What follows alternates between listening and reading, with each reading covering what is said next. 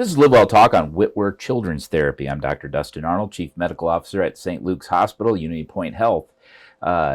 Most of us will be celebrating National Farm Animal Awareness Week, but at the same time, it's National Rehab Week. So today our episode is the second of three in which we feature the various therapies provided by our rehabilitation services. And today it is speech-language pathology. Joining us today is Nicole Halvorson, a speech-language pathologist with St. Luke's Whitworth Children's Therapy, to discuss therapy services offered at Whitworth Center, as well as the benefits of rehabilitation and speech pathology. So we're very interested in this topic. Welcome, Nicole. Oh, it's nice to be here. You know, I've said on other podcasts, I think speech pathology, occupational therapy, if I could do it again, I enjoy helping people. And those are just ones that I think patients really, it's unique to each patient.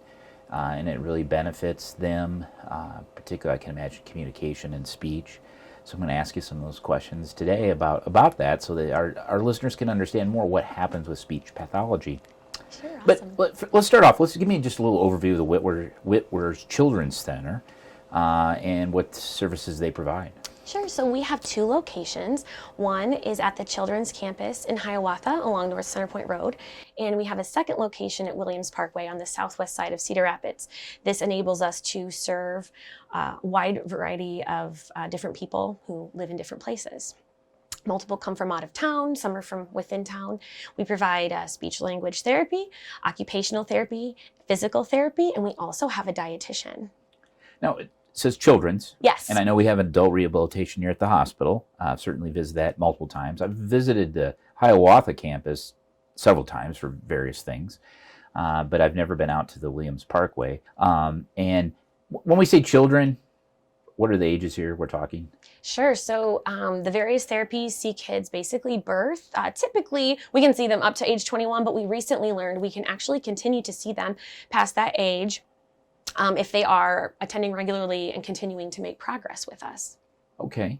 And, you know, I'm really interested in speech pathology. Tell me about what do you do as a speech pathologist? I do a lot of different things. So sometimes I'll work with kids who stutter. Sometimes I'll work with kids who have difficulty pronouncing various speech sounds, who have low speech intelligibility. I work with them on improving that. I work on language understanding, receptive language, following directions, things like that, identifying vocabulary. I also work on expressive language, so that's just how people are using language to express themselves.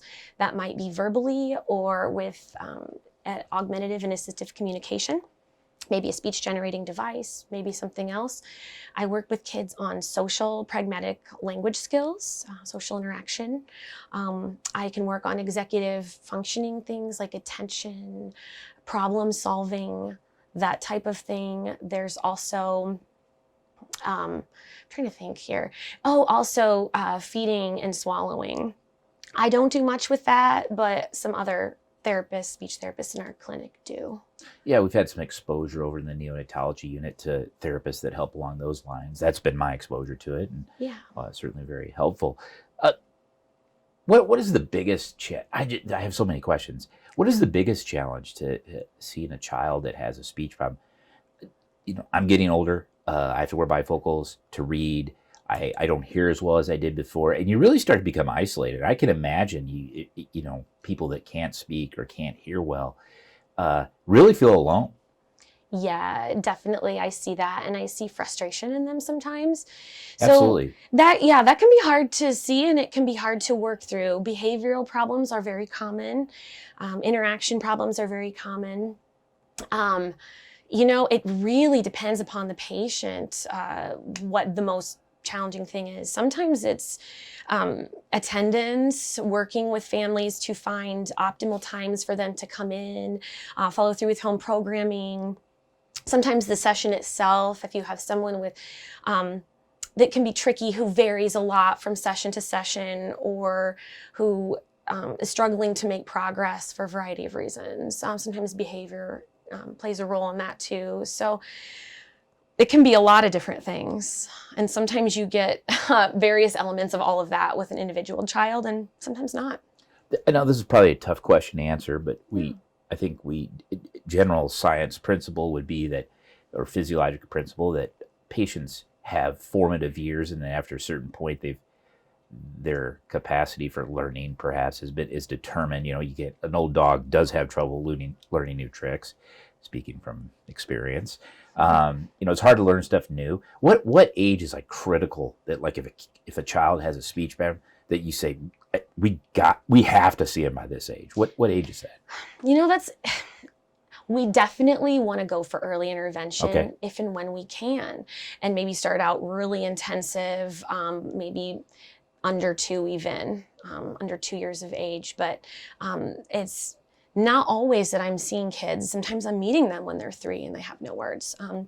They can still absolutely learn and make progress. And it depends so much on attendance, the child's capacity to learn, their ability to engage. It depends on lots of things. So I work with many teens. Sometimes it's just on, they have a variety of issues. Sometimes it's a singular issue that we can target. So it's not just at a certain age, it won't be effective, or we can't make skills. So even if it's, if I am a parent, but if I had a child that was concerned, the sooner the better. Yeah, absolutely. If you're concerned, yep. Sooner the better. So an example of that would be, say, I'm getting a kiddo who should have, 10 to 50 words, and I'm meeting them when they're 2 or something. It's much easier to play catch up for 10 to 50 words than if I meet them when they're 3 and they need 1,000, and then they have none. So it's a smaller gap. So, by what age should I, as a parent, should be worried that, okay, this speech is not progressing like it should? So sometimes I hear a variety of things. So sometimes it's that a kiddo was progressing and they stop. Sometimes they were progressing and they regress. And sometimes progress is just really slow. Yeah. And that can be because of a developmental delay. Sometimes there's another medical diagnosis, and there's a reason for that. Those kids are typically flagged earlier on by their pediatrician. And every kid's different. Oh, I understand that. Absolutely. I have 2 daughters, and one of them walked at about 7 to 8 months, maybe 9 at the latest, and the other one didn't walk until 15 months because everybody was picking her up and carrying her. So and she's normal's like, range. Yeah. She's like, why should I walk when I can get carried everywhere? Yes. But I hear that from friends and not so much patients because I don't take care of children, but just they're worried, that so and so's not sitting upright, so and so's not talking, and I think, I don't know what your experience has been, but autism is more forefront than it was probably 25, 30 years ago. Oh heavens, yes. There's so much more before awareness. It was just the little odd kid in the neighborhood that didn't say a whole lot, but seemed to march to his own drum, but nothing went beyond that. Nobody identified any pathology or tried to work with that person. So I think it's phenomenal that you do that. Like, how much, I have questions. So how much like autism do you see?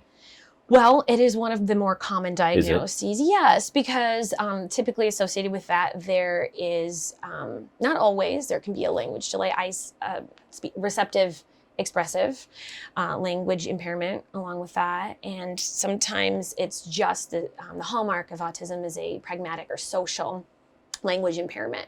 So having difficulty engaging in play, that's what it would look like, making eye contact, interacting with peers and adults. That might be what it looks like as well. So it is a more common diagnosis, and that's why I do see a lot of individuals who have a diagnosis of autism spectrum disorder, because they'll have at least that social language piece, but may have other things going on. They can stutter as well. They can have an articulation impairment as well. It really depends. But yeah, other common diagnoses can be genetic things like Down syndrome. That's also common, but yes, I do see autism relatively frequently. And people that have hearing impairment, they have that, I think it's called deaf speak, maybe, like how their voices doesn't have the normal. They're hearing impaired. Yes. Is that why? So they can't hear their own voice, and then that's why or others. So we can really only. Do you know what I'm talking about? You know how like that? Yeah, I can't describe it other than that I would hear it. Luckily, technology is really progressing. We're able to identify those kiddos. They do newborn hearing screenings, and most of them are getting identified early, unless they're having, something wrong where the hearing deteriorates or they lose those abilities, which degenerative hearing loss. So that can happen as well. But they're typically identified younger, and if they need amplification, so hearing aids, that's put on earlier. And then if they need a cochlear implant, we're able to get that if they're completely deaf. Yeah, I can't. So. Hearing impairment, that's like the one disability that people get mad at you for having. They start raising their voice. I mean, nobody. Sure, because they don't understand. Yes, they don't know. Absolutely. And it's invisible. I deal with a lot of invisible nobody impairments. Walks up to the person that's in the wheelchair and yells at them to get out of the wheelchair, right? Yeah, because they can see the wheelchair. Exactly. Yes. So, if you can't hear, they yell at you too. Sure. They think by yelling that it's going to overcome that. So Absolutely. Anyway, that's one of my pet peeves. Sure, if you're not, a child isn't understanding. Some people think talking louder will help. Well, it isn't a hearing issue. It's they're having difficulty processing. What you're saying, in the adult world, it's we speak louder when someone it's a foreign language, like they're going to also understand English if I'm screaming it. Yes, or I slow it down. Although slowing it down can help. That actually is one thing that can help. But yes, you always want to make sure you're keeping it at their developmental level and that you're being respectful, of course. Yeah. Fascinating. Next question. Yeah. The COVID pandemic and shutdowns. Yes. Tell us about what you're seeing in your patient population with that. We hear about developmental delays and education, and now we're getting to that. Yeah. When we get to that 5-year mark in medicine, 5 years is a lot of data, and then you can start to draw some serious conclusions from that. Relatively early on. Yeah, we are, but it doesn't look good. So tell me what you're seeing.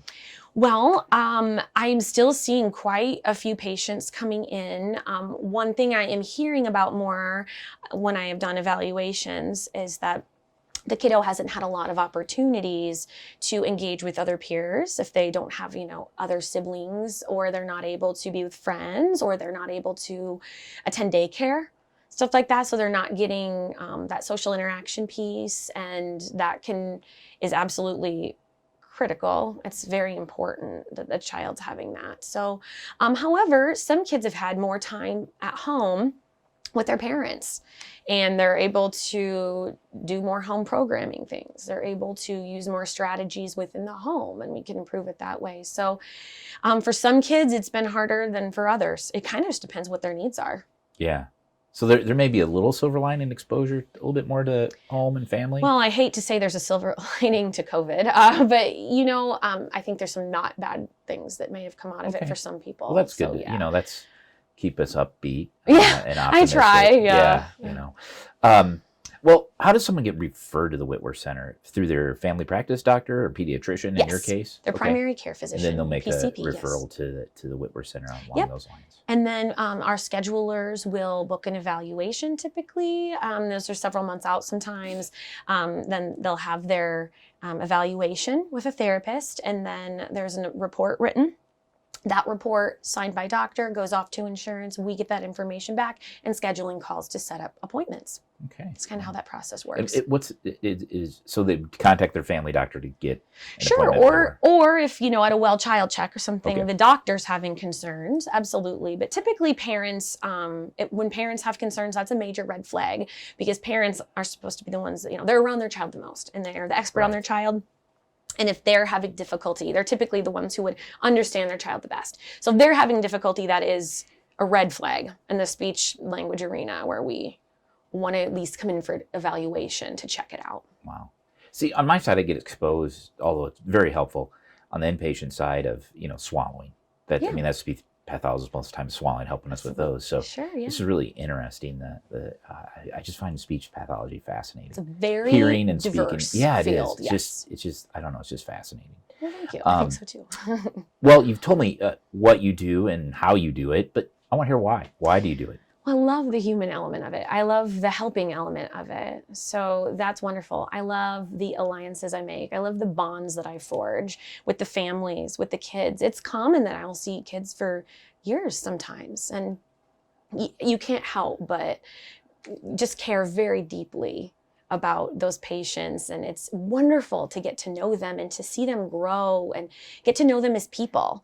Sometimes it's very, they're challenged with communication, and that is what connects us all. And so when there's a breakdown in that, it is isolating, but it's so cool to watch those barriers get broken down and to get to know new things about the child, that you can help them communicate to other people too. Yeah, and they're certainly worth the effort. Children are precious. They are. They stole my heart. How many children? Do you have children? I don't know. You don't? Not yet, though. No. You'll be a good mom when you get the chance. I hope I get the opportunity. Well, Nicole, thanks for speaking with me and joining me today and answering my kind of off-the-wall, some of them are off-the-wall questions, and sharing with listeners about Witwer Children's Therapy. Once again, this is Nicole Halvorson, a speech-language pathologist with St. Luke's Witwer Children's Therapy. If you're interested in learning more about services offered at Whitworth Center, call 319-369-8407 for the Southwest location, and out in Hiawatha, which is my hometown, by the way, is 319-369-8001 for the Hiawatha location. Or you can always visit unitypoint.org. Thank you for listening to LiveWell Talk On. If you enjoyed this episode, don't forget to subscribe, and if you want to spread the word, please give us a 5-star review and tell your family, friends, neighbors, strangers about our podcast. We're available on Apple Podcasts, Spotify, Pandora, or wherever you get your podcast. Until next time, be well.